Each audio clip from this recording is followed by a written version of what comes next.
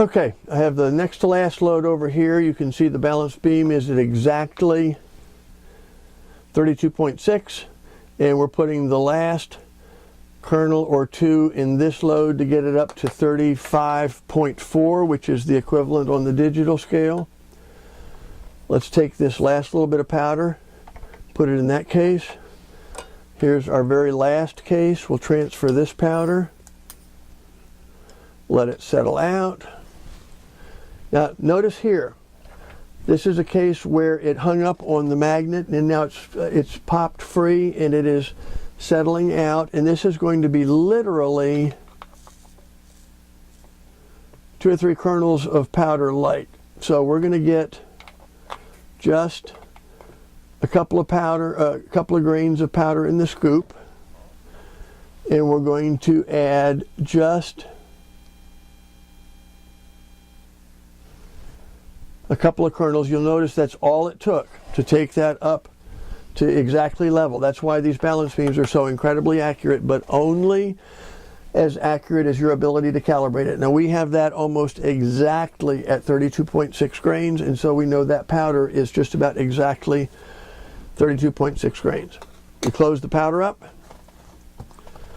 turn this scale off, we don't need it any longer, and we're going to transfer the last little bit of powder over. Now, as I said before, we've got to double check because we're using 2 scales that are completely different. They're both calibrated the same, and we're very, very comfortable that we've put the same amount of powder in this pan every time and in the case every time. However, there's one caveat that is absolutely critical in measuring powder, and that is to make positively certain under no circumstances did you ever double charge a case. And the reality is, if you're adding this powder one case at a time, it is always possible for you to get confused.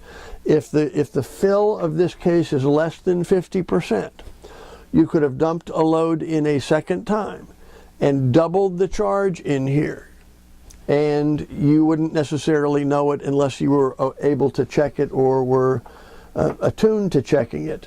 The double charge is probably the biggest single possible risk when it comes to weighing powder in terms of errors that you can make.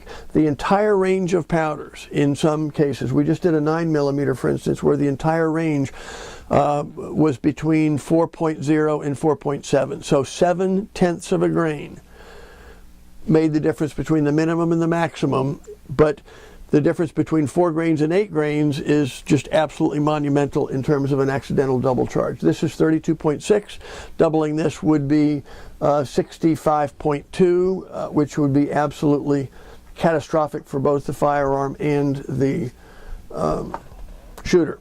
So there's one last test that I do, and we're going to relocate the camera here to show you. It's what I call the light test. What I do is, it's even best to do this with the lights turned off. I take a flashlight, I stand over my cases, and I shine this in each case, and I go down them one at a time.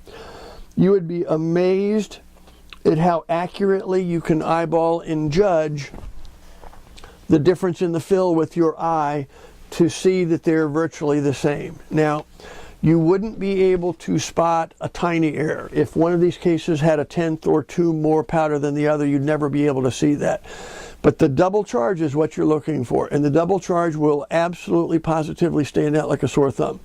In my book, I even suggest, if people doubt this and doubt the importance of this test and doubt the value of this test, deliberately double charge a case and then do the light test. You will be absolutely amazed at how rapidly you find it. But then obviously, if you do that for testing purposes, be sure you take that case with the double charge, dump it out, reweigh the powder, redo your test so that you don't even accidentally, deliberately double charge a case and cause a catastrophic problem with a gun and for a shooter. Let's move the camera now and we'll show you what this looks like.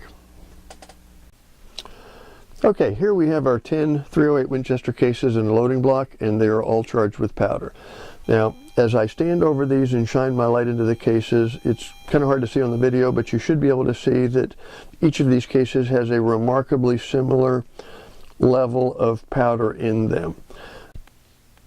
This light test is not going to tell you if you have an accurate load. That's going to be up to your ability to read and interpret the manuals. And it's not going to tell you that you have an accurately measured load. That's going to be up to your ability to learn how to use the calibration weights and the scales. What this will tell you, however, is that you absolutely do not have a double charge in the cases, and that's the single greatest risk that you can run, especially as a beginner, but even as an advanced reloader. Now, there are certainly faster ways of charging cases. There's equipment that will much more automate the delivery of powder, but you need to learn the whole process, and you need to learn what an accurate charge is, and you need to learn very carefully how to accelerate that process if you choose to make sure that you're still eliminating the possibility of a double charge. Even after all these years of my reloading, I still like to do my powder charging by hand, where all of my cases wind up in a loading block such as this at the end of the process, where I can do my light test. That eliminates the biggest single hazard that I perceive in my reloading, and that's the double charge. So with that, we're finished charging our .308 Winchester cases. We're going to proceed now to the next video, which will be the bullet seating.